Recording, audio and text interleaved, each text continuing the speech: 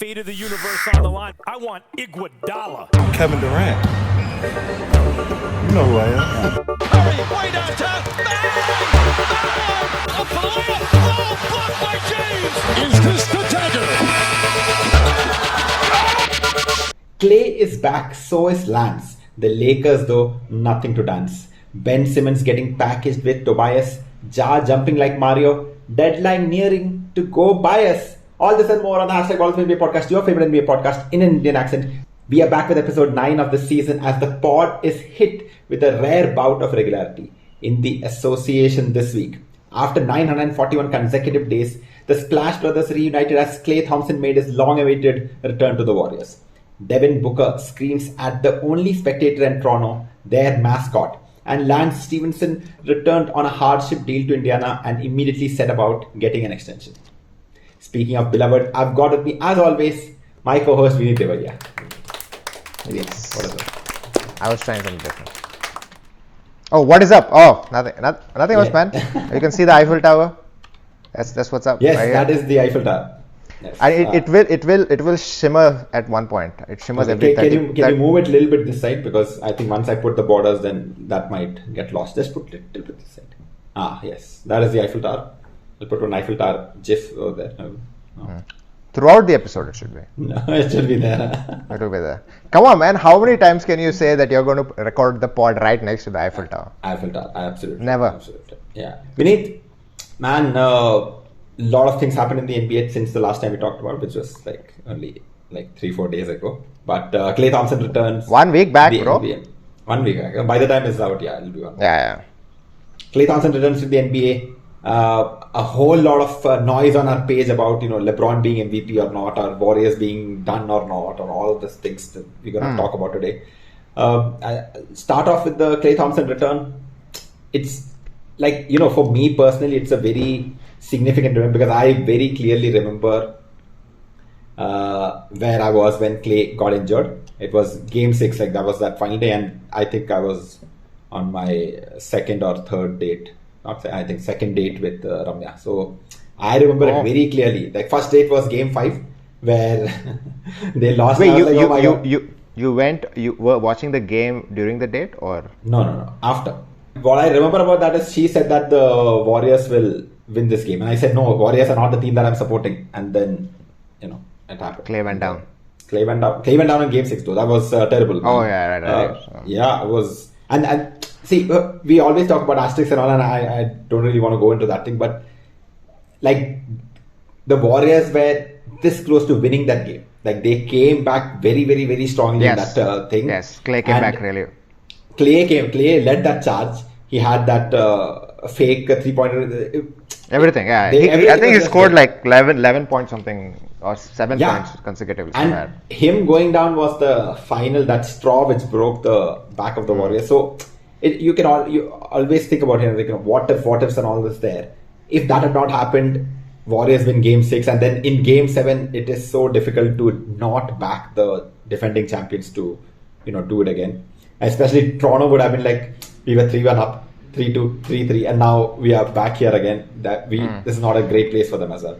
Oh, did you say? I mean, I woke up early and saw the game, and I mean, I saw the whole final series. Yeah, it was. No, I was talking about his return. Oh, his return? No, I didn't watch his return. But so I have nothing to say other than it is Klay Thompson, and he is a great player.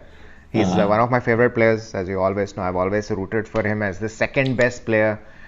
Even with the most important player on the Golden State Warriors. The pivotal. Without him, it doesn't work.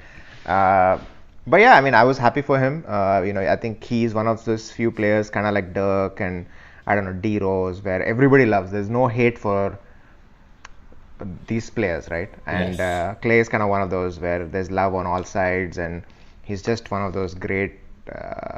And I think the thing that for me really sticks out is how much both Steph and Klay want each other to succeed, which is very, very rare in such a dynamic duo where there's always a little bit of tension here and there, but these two truly want each other to succeed at a very high level. And so for me, that's me, I'm all about team, and so for me, that's just so nice to watch. Um, so I'm very happy that he's back. I think this provides a boost in the Golden State Warriors push towards championship. There's going to be some adjustment issues here and there, which is what we are seeing now. You know, Jordan Poole, Wiggins, Klay. You know, the shots need to get redistributed. How is it going to be? There's going to be a little tussle between Wiggins and Jordan Poole on who gets those extra shots. So there's going to be a little bit of selfish play on that end where I think the coach needs to figure out, okay, how are we going to stagger the minutes and all of that stuff. But I think Golden State Warriors definitely have become much more favorable to win the championship with Klay in there. And once Draymond is back, then it's game on. Okay, I feel the same way. It's just only where I differ is that I think they're going to figure it out, because if there's any team where they don't have this superstar, I mean, apart from Steph, I don't think anybody else gets some kind of pass key. You do whatever you want, we'll adjust to you. Their mantra has always been let's adjust together. So I think one of those, John Poole or Andrew Wiggins I think Poole will probably go down to to strengthen that second team. So now they're going to have, I feel they're going to have an even better second string to come around and, just bam, clobber, because John Poole, it's not like he's not done anything. He was good last year. He took that next step this year. Klay, and what I really loved was that Klay had absolutely no fear. He went first play itself. He went into a bunch of defenders, jumped, and my ACL started twitching a little bit watching him jump like that into defenders and had that floater. He had that dunk on Jared Allen and the Cavaliers. So that means that it's the best version of Klay that we've got. We've got that not scared version. It would have been horrible if we found, because this ACL injuries, especially it's ACL, not just ACL, it's ACL and Achilles as well. Two of the worst injuries that first he got the ACL and then he got the Achilles, or Achilles and then he got ACL after the Danny Green play, and then Achilles while rehabbing from it. So everything which could have gone bad. Imagine 941 days he missed. It's close to 3 years, right? So I think it's going to be interesting today. The game against the Warriors, against the Memphis Grizzlies, we saw a little bit of the adjustment thing, but I think it's just adjustment plus. Memphis is not that easy an opponent anymore, so I think that adjustment will be made. I think that adjustment will be made. It'll be fun to watch. I think though Klay is back, it's a happy NBA. We just need Kawhi to come back, and then it'll be an even happier NBA for all of us. And I think for Kawhi also, I don't think that Kawhi needs any adjustment. He's just kind of robotic once he's it's what happened when he came back from his injury to play against the Raptors. Yeah. He was as lethal as he always was. But I think it will become very interesting if Kawhi is able to come before the playoffs. I think it'll push. I heard some very distressing news to the opposite tune. So that Paul George is also injured now. They had the game against the Nuggets today. He didn't play. He's injured. He's out for a while. So now what? Rumors, of course, and then nothing is substantiated, and people just say things. So people obviously contact us directly and tell us. Yes. Obviously, you have such great reach. Hey man, come on! 64 likes and all that. No mean feat, okay? No. Anyway, so around the rumor mill, the thing is that Clippers have not been playing well. I mean, they've been that middle of the pack sort of thing, without consistent play from your superstars. They're middle of the pack. They don't want to rush Kawhi coming back into this season. So what? And now Paul George has got injured. So around the water cooler, the talk is that they're going to put both of these people out for the season and be this season is Ganapati Bappa Moria. We'll come back again next season with both of those people healthy. So that's a little sad, because I would have loved to see Kawhi, because it's been so long since the entire NBA was fit, right? You had Durant out for a couple of years, Klay gone there.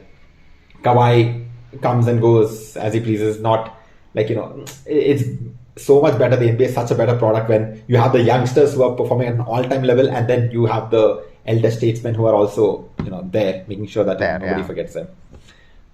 So that's the news around the That's movie. the I mean, moment. Oh. it's a little I mean, disappointing. I read the opposite. I mean, I think I was searching for Kawhi news like a couple of days back, and so in that they were saying like Kawhi is probably slated to come much earlier than All-Star break. decided.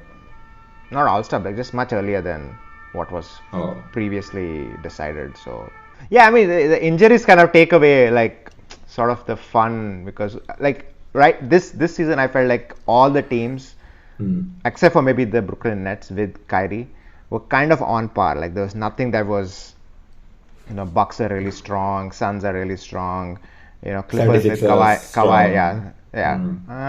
yeah, Kawhi and Paul George, and you have Klay, Steph, and Draymond, which is also quite good.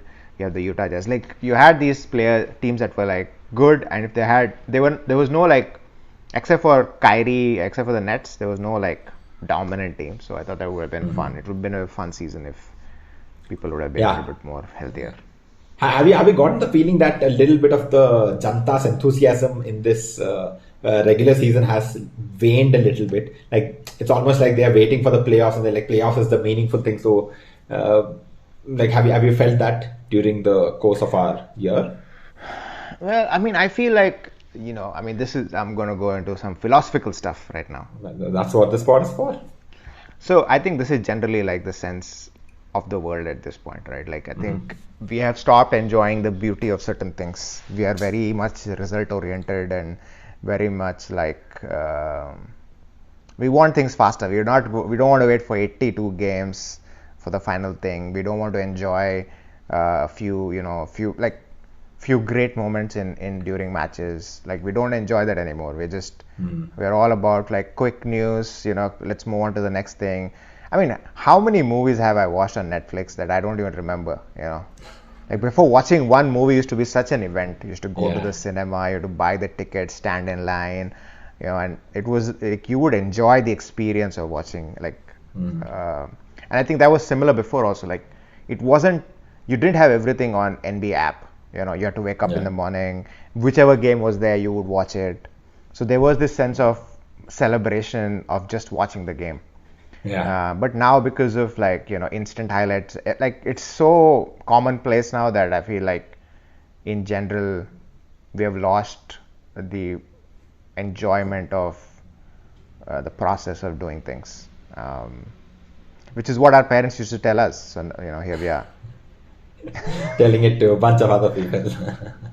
Our parents said we had to take a bus to 50 kilometers away to watch a movie, and now we are like, what is this Netflix, 20 I years. mean, I get that feeling also. Okay, that instant gratification, I mean, that's been going on for a while, but it has seeped into what we used to consider sacred, right? Like, I didn't really have a problem when like TV became smaller and smaller. Now people just want to watch reels for 15 seconds. They don't really care about anything. And then I was like, okay, fine. But like when it percolates into the NBA, it percolates into something that you used to religiously watch, like wake up on time and be like, yes, we watch.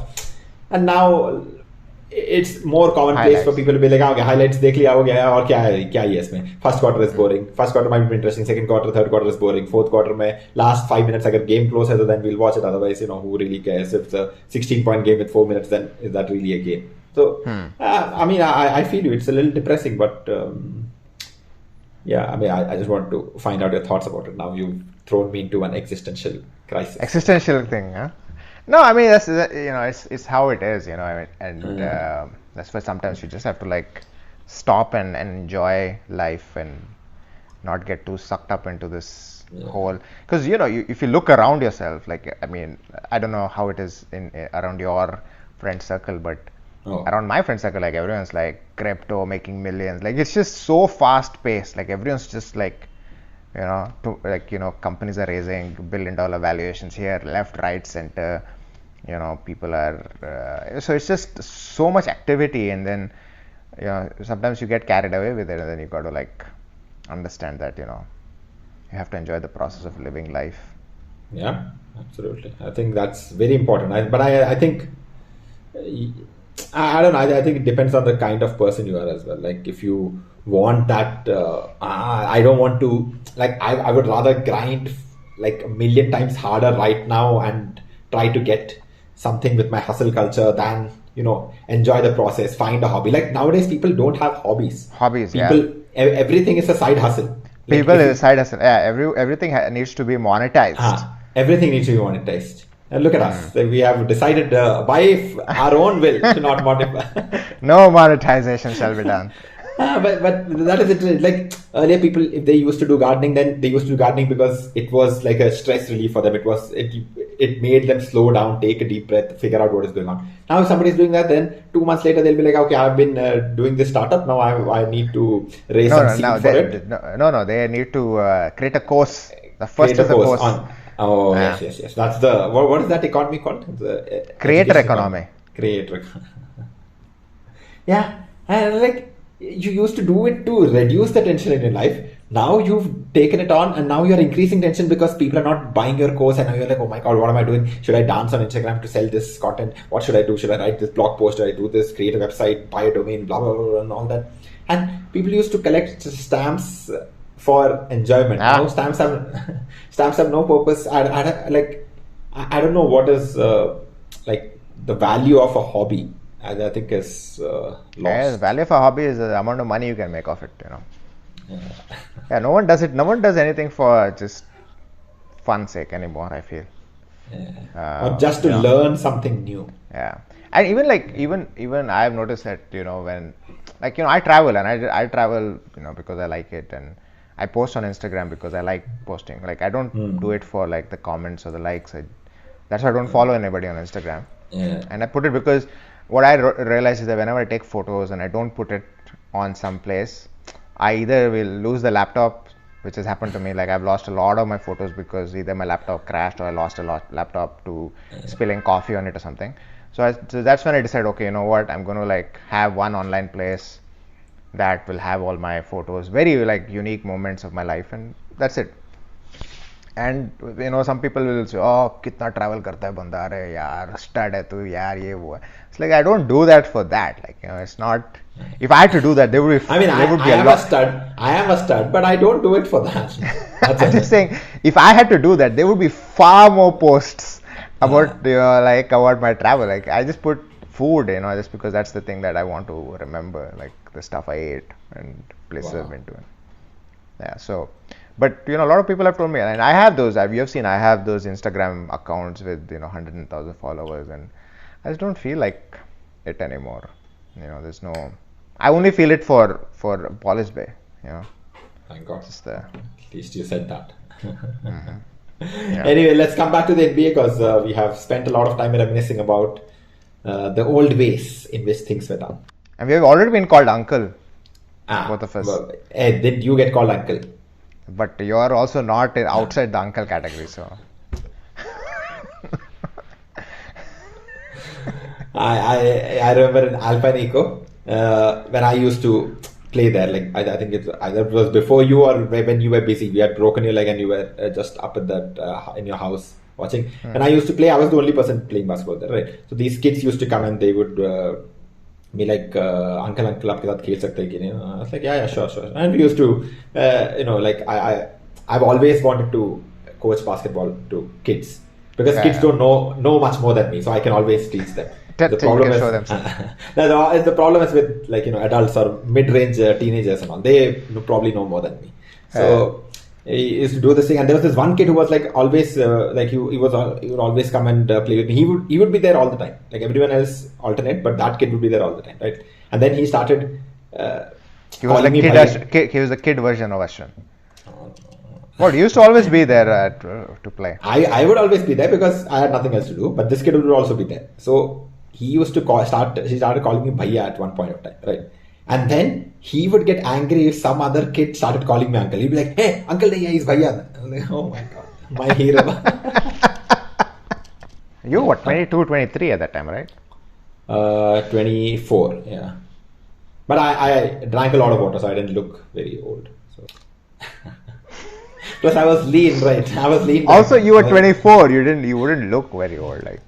Yeah, I'm sure. At 24, you looked much older than me at 24. Maybe, but that's also maybe because I had facial hair and you don't. You don't have much. Yeah, exactly. That's what. Also the water part, but facial hair also. Sure, it's because of the water, Ashwin. Vineet, trade deadline is approaching. It's a month or just less than a month away. By the time the episode's out, it'll be less than a month away. There's only one trade we have to talk about.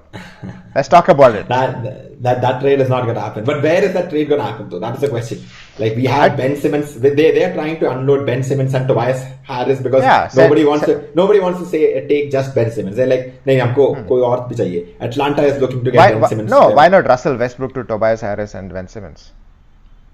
I don't think Philadelphia would be okay with that. Why not? Why not? Like you won't get a better player than Russell Westbrook for that. I mean, Russell is not that great, but he's not that like as much as we rain on Russell Westbrook. Yeah, he is still a serviceable 90 percentile NBA player. Yeah, but the problem is that I don't think that's going to happen because the guy sitting there who has to approve the trade is Daryl Morey. I don't think Daryl Morey is a big fan of guards who can't shoot. So I don't think, even though I feel that it's probably the best bet that they have, because I think they wanted Kevin Huerter and John Collins for Ben Simmons, or like those were the names involved in the Atlanta Philly sort of trade. I mean, why would apart from my own theory about why Ben Simmons would want to move Ben Simmons might want to move, but would the Lakers want to get a Ben Simmons for Russell Westbrook? Yeah. Ben Simmons and Tobias Harris for Russell Westbrook. I don't think that's a good deal for the 76ers. I'm sure that they would want more, is what I feel. Right. It's not a very good deal for the 76ers, but I'm saying that if there's nothing else on the table, I would say that Russell Westbrook. But that's what Daryl Morey said, that I don't care if he has to sit here for the rest of his career. I'm not giving him away for pennies on the dollar. I want proper value in return for it. So that's what I feel. I don't know if that trade is gonna happen. I mean, it doesn't make much sense from I'm sure the Lakers would be like, done. Give me this deal. But again, maybe it helps them a little bit defensively because Ben Simmons, when he plays, he's a very good defender and he doesn't have to handle the ball that much on this team, or he just has to do it in the fast break and. I don't know. They're not really losing or he's a better playmaker than I would say Russell Westbrook. No, I don't think so. No, but do you think Russell Westbrook is a good playmaker? I'm not talking about there's a difference between playmaker and assists. And playmaker is someone who can see a play happening before the play happens. I think Westbrook is as good as Simmons in that respect. I don't think there's that much difference. But for playmaker has to be a little bit more, he has to have some offensive skill so that he can make a play. If the not only really, thing that people have to not really. No, I'll tell you. Ricky Rubio. Ricky Rubio can JJ Barea. Okay. These all are playmakers, but they're not offensively such. I mean, you're saying Russell Westbrook is not a bigger offensive threat than Ricky Rubio and JJ Barea. He is. When did I say he's not? Yeah, so he will be a good. Oh. Right. You've been caught in your own web of confusing details. Finally, it has happened. Oh, thank God. This is damn it! Highlighted. Oh no, there's gonna be a highlight now.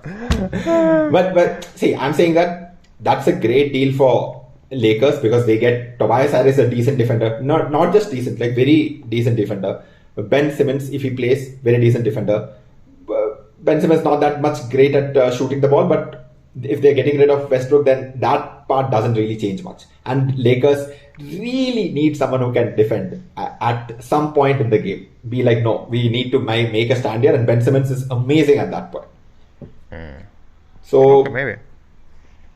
No, I'm not. I'm just saying that it will not happen because there's no way Philadelphia is going to do that trade.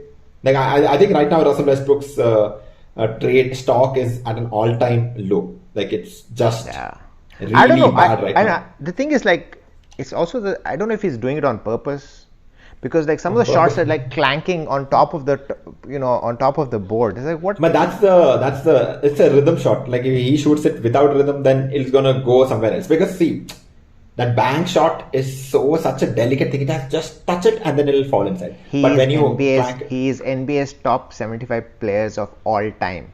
So what? You can't. His excuse is not that it's not a rhythm shot. Man, it's not a good shot. But again, like Russell Westbrook has always taken those shots. I feel not as a Russ apologist or anything, but that he always gets better as time goes on. The only problem right now is that I don't think LeBron is in any mood to continue this run. And to be honest, I don't think that he's playing bad also. It's just that the Lakers by themselves, Lakers are a horrible defensive team. So when on a day when the offense doesn't do well, it is like absolute curtains for them, especially against a team with just like a young team like the Grizzlies just running around. That was just a really bad game for them, and I don't think all this hoopla and hula baloo over that one game is like of any reason. I think that's unwarranted. But 1 month to go, I think LeBron, he's done it before also. He's blown up the entire team. And then in Cleveland, he just threw everybody out and got a new bunch of players. You remember when D Wade and Isaiah Thomas and all of those people just were like thrown away. So something like that can happen. But I mean, without AD, like how there is no way LeBron is going to let go of his main secondary playmaker. Like he doesn't have anyone else to fill that gap unless Philadelphia is like, okay, you take Tyrese Maxey and Ben Simmons and give us Russell Westbrook, which doesn't make any sense. They're not going to get Tyrese Maxey. So I mean, I think the most obvious trade that everyone in Lake Show wants, I don't think that's going to happen. But this is the thing I don't understand. Like in one of the pods, you said that this is the long con, and now you're saying this long con won't happen. I said it's long con because it made sense to me that this is how it would do. But it doesn't make any sense for them to package Tobias Harris also in that deal. That doesn't make any sense. Why it doesn't? It's a contract thing, no? No, because why would you give away Ben Simmons, someone who's not playing? Fine. Okay, I can understand that. If you do a straight Westbrook for Ben Simmons trade, I can understand it. It sort of makes sense that, this guy is not playing for us. Why do you want to have one player on our team who's not playing? It's just bad for morale. It's just, this guy does not want to play for us. Why would you want that person? And then comes Russell Westbrook, who's a hard worker. If nothing else, if not, he's not a great shooter now and he's not nothing, he's at least a hard worker. He'll not take any days off. He's gonna push the pace. He's gonna do all that. Like at least that he'll show up every day to play, and he's never gonna cause any chemistry issues in that team. That makes sense. You can't be like, okay, take our generational star who we lost so many games to get, and then take Tobias Harris also from him. That part doesn't make any sense to me. That's all I mean. No, but what about the salary cap? The salary cap part. What the Simmons is making 30 million and this Tobias Harris is also making 35 million. Like, so they offload 60 million. And then get 40 million. And 40 million, so it's like a 20. And then next year is another 45 million for Russell. Yeah, but still it's 20 million, off your books. Probably, but I don't think Daryl Morey is a big fan of Russell Westbrook, so I don't think there's any chance of that happening. But what if he then takes Russell Westbrook and trades Russell Westbrook for like even smaller contracts and gets more money off the books? Yeah, I mean, if their call is that this season is done, we don't really care about anything. Then no, I mean it's not about. It's about reducing your like burden on your books, right? So say for not example, really, right? Like you have to be competing, right? Otherwise, Joel Embiid next year will be like, nobody is here. Why should I be cutting here? I'll also leave. You're right, but the point is that right now this guy is not playing at all, right? Ben Simmons is not playing at all, and Tobias Harris is not playing that well, anyways. So he's doing his I think 18 points, whatever. Yeah, but he's not like his Tobias Harris because of what's his name? Jimmy Butler. No man, the guy, dude, the coach. The Brett Clippers Brown? coach. No, the Doc Clippers Rivers? coach. Doc Rivers. And I have a conspiracy theory. Oh wow! Oh, I love this. Go for it. So I always think that why don't coaches get a percentage of the salaries that they get their players? So for example, you're Tobias Harris. You're a decent average player. Now I want you to get the $25 million, $30 million contract. So what do? I give you more minutes. I give you more plays. Suddenly, your points go up. Then I have a chance to go to my management and say, listen, what's Tobias is playing so good, 20 points. And he basically cuts a deal with Tobias Harris. Say, listen, I'm going to give you this $200 million contract. Right? You would not get it. You would get a $100 million contract. But I got to get like 15%. Wow. Why is it not possible? I mean, it's possible. It is possible, right? Yeah, absolutely. Yeah. But don't the players have to be good to make extra points in those extra minutes? I don't think so, man. Like, see, Jordan Poole, right? Okay, Jordan Poole is a good player, right? But the moment decent players, the more minutes, the more touches they get, the more they score. It's just how it is, right? It's all about touches. It's all about, like, Manu Ginobili could have averaged 25-30 points in any team, but he averaged 16 points for his career. Why? Because he didn't have enough touches, right? If you give a person 27 touches a game, he's going to average 35 points. You know who I'm talking about? Kobe Bryant. Kobe Bryant averaged 28 field goal attempts for one season, and he made 35 points. And I was like, okay, great. You took 28 shots and made 35 points. Like, yeah, okay, great, very great scorer you are. Hey, were you the one behind that meme post of comparing Kobe in his third year and Tyler Hero in his third year? No. That was not you? Not on our page, but like, I think you're outsourcing memes now. Now that you've gotten good, you're like, okay, here's some memes. Oh, I don't know who made these. I don't know. They compare the stats, and in every single stat, I think Tyler Hero is better than Kobe Bryant in his third year, like in that entire stretch. So no, but the thing is, I also believe that's necessary. That's true for like good players, right? Jimmy Butler was no Jimmy Butler till Derrick Rose went down, right? Then he got more touches, and he was a good player. No one's saying Jimmy Butler, but he didn't have that thing till he started getting touches. So there are good players who, if you give more touches, start producing at a high level.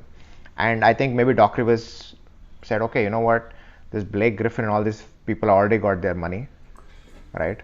I need to make some money. And as a coach, I can get maximum. Yeah, I mean, Tobias Harris, I mean, the reason I love this thing is because I don't think anybody saw that Tobias Harris getting a $140 million Exactly. That's my point. And not only that, then when Doc Rivers went to Philly, who did he get to Philly? Tobias Harris. And so I have a sneaky feeling that Tobias Harris and Doc Rivers have some kind of dealing. And I feel like it's just a feeling, bro. It's just a feeling. Because Tobias Harris doesn't deserve that much money. He deserves it because he was able to produce when given the chance, right? Now the question is, why did he get the chance, right? Because if you look at Doc Rivers, even as a GM and coach, he was making $7 million a year. That's nothing compared to this player who's going to make. If I can, he has a lot of power on who gets the contract, and B, whether that contract is valid or no, based on how much he produces. So when you have that kind of power, why won't you cut a deal with the player? I think there are some coaches like who are very honest, but I don't think Doc Rivers is one of them. I think Doc Rivers is very calculative and I mean, I love this thing. We will figure out whether it is the truth or not. We will ask our trusted experts to tell us. Vineet, final part of this pod, we have to talk about the MVP race. Oh my God. There is a lot of traction in it. A lot of people saying, this guy should be MVP. Oh, look at his numbers. Oh, look at his team winning percentage. Oh, this is not a team winning contest. Oh, this is individual, blah, blah, blah, blah, blah. Let's separate that noise and, let's bring to the forefront what the MVP conversation is all about. So my question to you is, what is the MVP conversation all about? Who is the MVP? What does the MVP mean? Well, the MVP is most valuable player of the team. That is the award. Or is it the most valuable player of the league? No. Then that is LeBron gets all the awards for every year. I'm sorry. LeBron is like, we have seen it. LeBron has been robbed of at least 2-3 MVPs. But my point is, we have seen it as small-time podcasters. We have to talk about LeBron, otherwise no one interacts with our content. Yeah, or Steph Curry, right? Oh, so it's okay. That way. So in that way, he is the most valuable player of the league. Okay. Now, most valuable player for the league, you mean? For the league, yeah. I mean, he's even with Steph and with KD and all, they are like. And KD and all has no charisma compared to LeBron. LeBron. Yeah, LeBron is at a very different level, right? Giannis at least is likable. Like, you can't really hate Giannis. Like, there's nothing in his story to be like, oh, he came from rich sources and now he's again rich. No, there's nothing to hate about Giannis. No, but even LeBron came from very poor. No, I know. He was not the son of a basketball player, like certain other people, like certain other athletes who don't talk about it. Very good, very good, very good. You have again managed to bring it in. This time I know who you're talking about. Okay. Who is Kobe. it? Yes, Kobe. He never talked. Have you ever heard any of the time he talked about his father being in the NBA? He always talks about how alone he was in Italy and how like, oh my God, like I was so alone and I had to like focus all my aloneness into basketball. Like, you're the son of a NBA player. I think on Freakonomics they did this empirical study or something, and they realized that the biggest advantage that someone can have, like the biggest indicator that someone might go into pro sports, is that their father was a pro sports guy. Yeah. Right. Yeah. So it's true for any profession. Like if you look at, especially in the business profession, right? Like most kids will just follow what the father's doing. Yeah. So it's only people like us whose parents were in government, and government is such a shitty job that we just don't want to go there. Otherwise we would have all been government employees.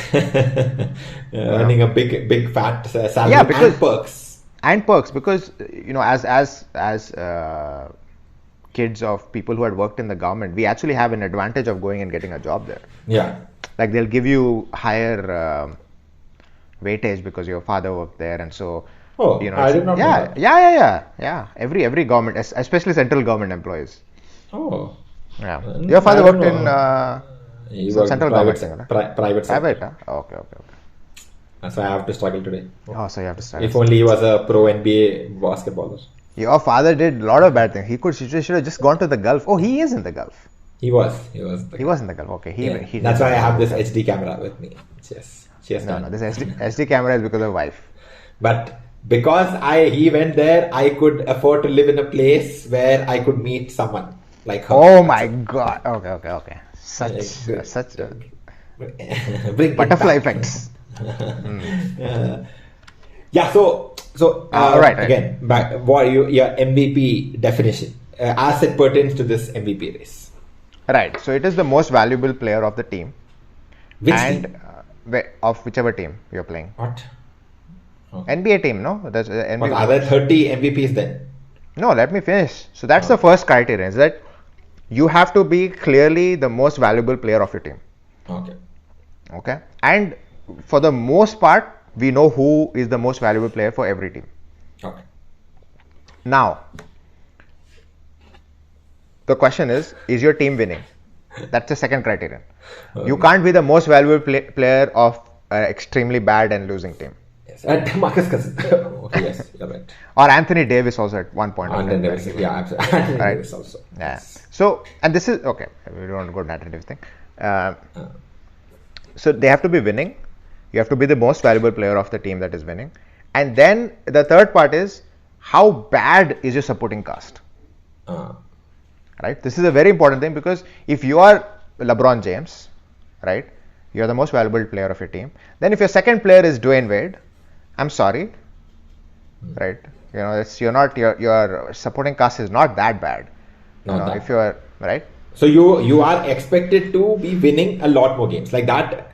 I mean, that's how you're viewing it, right? Exactly. That's why what's his name? Steph got the unanimous MVP, because when he got it, when you looked at the team, the roster, you're like, no one's really that great. No, but they are winning. Amazing. They are winning like so much, right? And I think the fourth thing, and probably would be the most important part as the MVP votes is the media narrative.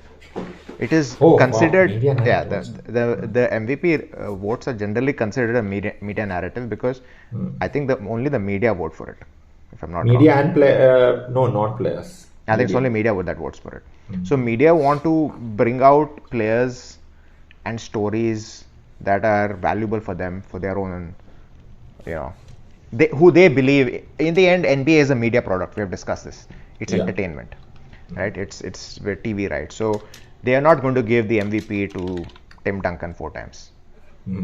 It's just boring. There's nothing to write about. We've already written about him.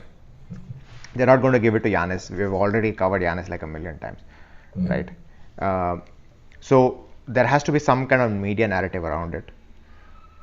But that's kind of in the end where because then because by the time it gets to there, you already have like 3 or 4 clear cut players that are in the race, and then the media decides, okay, who is the better storyline for us?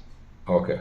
Who should be given a shot to be propped up so that we can build more storylines around them and more media articles around them, right? So that's why, like, once you do it for Giannis 2-3 times, then you're like, there's nothing much to write about Giannis. Yeah, Giannis is doing the same thing. The team is as great. There's nothing we can do. We've already talked about his past. We've already done a book. We've had freaking documentaries about him. It's over. From media perspective, it's over. So, like, someone new, right? So there could be a chance where Luka now comes up because Luka has always been considered the MVP, and Dallas is now kind of surging. So that's the thing. So I think Luka fits it because Luka is definitely the most valuable player of his team. Yes. Right. His supporting cast is pretty bad because Kristaps is almost out for the most part. Yeah. Tim Hardaway Jr. is the If his team consistently wins, and he was out, and this is also like a good thing. He was out for the first half, I think, because of COVID or injury, one of those things. He was out, and now he's back, and the team is winning. So there's a clear correlation that out, losing, in, winning. And then everybody loves Luka. Luka is a great story. They can make a lot of money out of him. So that's kind of how it is. I don't think Steph is going to win it because Steph has already been we've already had so much stories about Steph. I mean, I don't think Luka is going to win it. Just putting it out. No, I'm giving you an. Everyone's standing.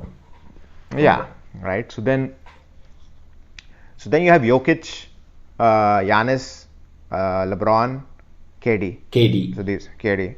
So I think KD might be the biggest front runner because there's never been KD is such a great player. He's won one MVP, right? And now he's playing at such an elite level. He's there's this hooper mentality around him where everybody loves KD, like the way he plays. He's a hooper.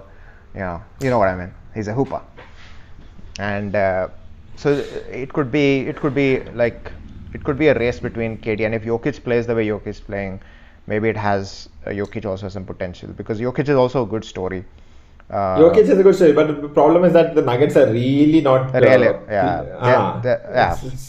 It's not his fault. He's doing every single thing that he possibly can. His stats are ridiculous. Jokic is 26, 14, and 7. It's ridiculous. He's when he gets the ball in that low post, it's a score. It's done. It's over. Yeah. It doesn't look as pretty as KD shooting a jumper or anything, but it's got that beautiful elegance in it. But it's so the team is not playing well at all. It's team is playing really I don't think he's going to win it. I think Giannis has a shot, Durant has a shot, and Curry has a shot because LeBron I don't think has a shot unless the Lakers play amazingly well and end up third or fourth seed. Otherwise I don't think they're going to give it. I mean, already for LeBron it's very difficult to get because everyone is LeBron ko to bahut de diya hai. Let's find all these new gems. So it's up to the gems to try to bring that. I think Ja Morant has an outside chance. Just an outside chance. It's possible. He's doing everything. The team is winning now with him. Yes. I was going to bring Ja Morant next. Yeah. Okay, so that part is there. If you take they're winning. He's putting up nice stats, and there's a nice youngster narrative also which can be built around him. So plus it's good for the league. I think the league is trying to get into a younger space where they need to appeal to these young people. So I think Ja Morant has an edge over there. Giannis, I don't think that storyline fits in there. Otherwise, he's got everything. He's got the stats. He's got the team is winning. Without him, the team is just absolute bullshit. The other players are not really doing anything in this regular season. I think they're saving it all for the postseason. He's already a two-time MVP. So for that reasons, I think it'll. But I think I agree with you that KD is probably the front runner as of now. Let me throw out Another name. a curveball at you. Whoa. Fred VanVleet. Toronto is playing really well. All-star. Toronto is playing very well. Yeah. I mean, they've picked up steam. They're winning now games. Fred VanVleet is the second highest impact player after Nikola Jokic and above Steph Curry. Oh, is it in the last month or something? No, for this entire season. For the entire season. Yeah. He's almost averaging 25-5. Wow. 25 and 5. Yes. And which apparently 25 and 5. Okay. No, 21-5, but basically you're rounding up to 20. Yes. Yeah. And for a 6'3" guard to get 5 rebounds a game is pretty impressive. I was reading this somewhere, in the history of VanVleet's in the world. of Raptors, no one has done this number apparently, which is very Oh, that's surprising. weird. Yeah. It is the first time in franchise history someone will end up averaging 25-5. Wow. Okay. So I thought it was an interesting. I saw this. Fred VanVleet has been on a roll since this year started. He's been absolutely killing it with the 30-point triple doubles and 30-point games and all that. And I mean, it's a good name. He's not going to win it, even his wildest dreams. But he's because that Toronto is also not. I just threw it out. I just threw it out because no. Shout out to Fred VanVleet because he apart from he not bet on himself. giving the ball. So I have a question for you. I just thought of this question while you were talking. Wow. Okay. This is a very Ashwin thing to do. Hey, I mean, I don't know. I don't think it's a nice question, but I mean, it's not a kind question. Oh. So we can always take it off the podcast. But you talked about how if anything, the only thing Russell Westbrook does is work hard, right? And he's consistent and all this. And it's the same you can say for Kobe Bryant. Okay. Right. So my question to you is why are you fans of these two people? I don't think do you identify with them? Do you? I identify with their nature, their desire to be the hero, that hero card that they play. But Kobe always had that thing. Russell Westbrook also tries to do that. It works out for him. It doesn't work for him. See, when it works out, it gives that ego boost to him, and then he's like, "Oh, now it'll work out every time." But it doesn't translate because that's not how life works. But people will always remember your greatnesses. People will always remember that highlight reel. They'll not necessarily remember. So I identify with that aspect of their game. They're thinking, hey, fuck this common sense and fuck teamwork and all that. Fuck there's that person who's open in that corner. I will do it. Don't worry about it. I'll do it. Okay. And that's more of a young me also. Right now I'm a little more sedate, but when I really fell in love with Kobe Bryant, I had that same I will do it. I know. I've lost a lot of basketball games because playing with you. So I know your whole Kobe Bryant. You've lost a lot of basketball playing with me as your teammate. Yeah. When we used to play in Alpine Eco, we used to play 2-on-2 or 3-on-3. You never used to pass the ball. What nonsense! You were great at blocking shots and you were great at getting rebounds. And instead of doing that, you take shots. This is the problem. People who get rebounds and all, they don't get the big money. They don't get the contract. So you have to show people that you can shoot. I used to never understand why you used to never go for rebounds, because you used to be a very good rebounder. I don't know if you still have the spring in your step that you. Spring is gone. Now I just box people out and be like, okay, come here, ball. I just use my. But did you identify that you were a good rebounder, or you didn't? No, I could only. The only thing I could do when I went to try out for the college basketball team was the only thing I could do was jump. The only thing I could do was jump. And I used to have that spring in my step because I was very light and I had absolutely. So no fear. You knew it. Okay. Knew it, but that my senior who counseled me into coming here is like, just jump and get the rebounds. I was like, I was just get the rebounds, and I couldn't dribble also. I could not even dribble. But my point is, you could have been a Kawhi.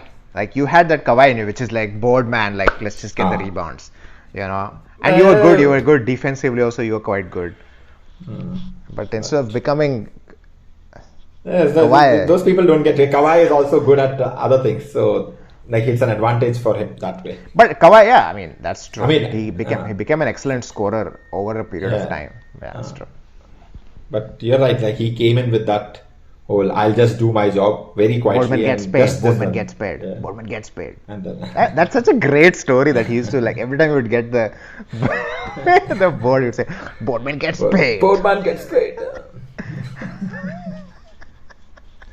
It's such a great way of like of convincing you that okay, if I just get the rebounds, I'll be valuable to them, which is true. If you're someone who can get rebounds, Absolutely. you're going to be super valuable to a team. Yeah, but then see again now, like Kawhi Leonard at that point could have become a Draymond Green where he was only good on one side of the court, but then because his skills was. See, it's very difficult, like with his hand size also, he is also talked about, like it's very difficult for him to shoot because it's very difficult to control the ball when your hands are like so huge. Like at a little bit more than this, you have the ball perfectly in your hand. When it's even bigger, like his is almost as big as Shaq's. At his size, he has to do jump shots and also. Almost no, it is as big as like they've compared the hands. It's the same. Yeah, exactly. Shaq is slightly fatter, that's all. But in terms of length, it's almost the same. Almost the same, and he's some 6-7 inches shorter than Shaq. So when he has to shoot, it's a lot more difficult. So imagine how much work he's done.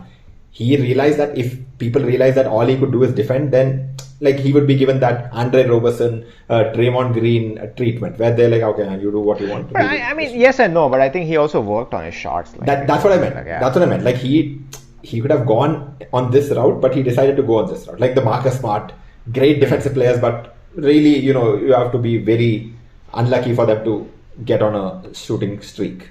So that's true.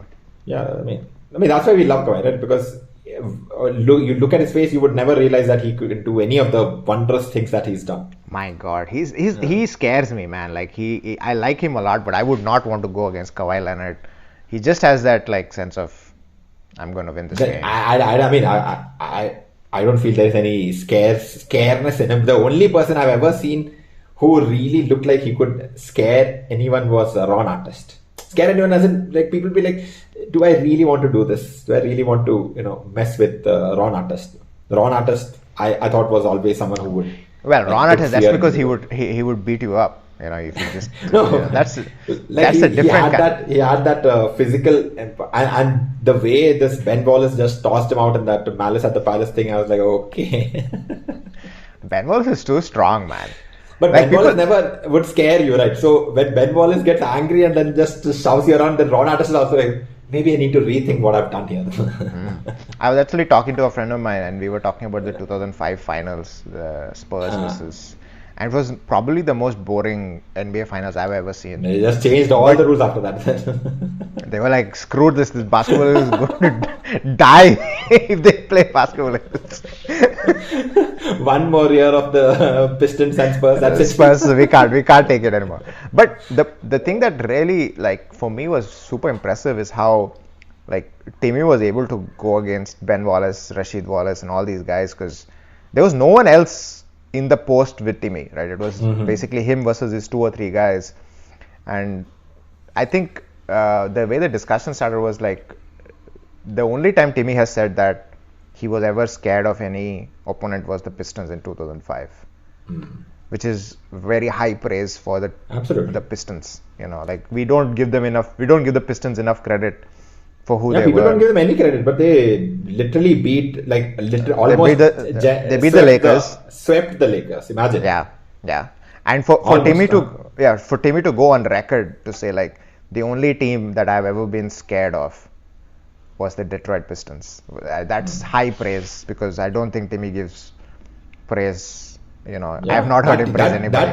That team was great defensively, and they had like very good, like Rip Hamilton, Chauncey Billups, Tayshaun Prince, the greatest ever Rasheed Wallace and Ben Wallace.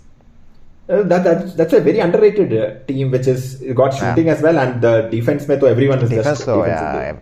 Crazy. So I mean, Timmy saying that is also humility. I mean, Timmy was obviously great in that series as well, but that just puts the whole series in context. Like boring as hell, but like sort of equal that those teams were.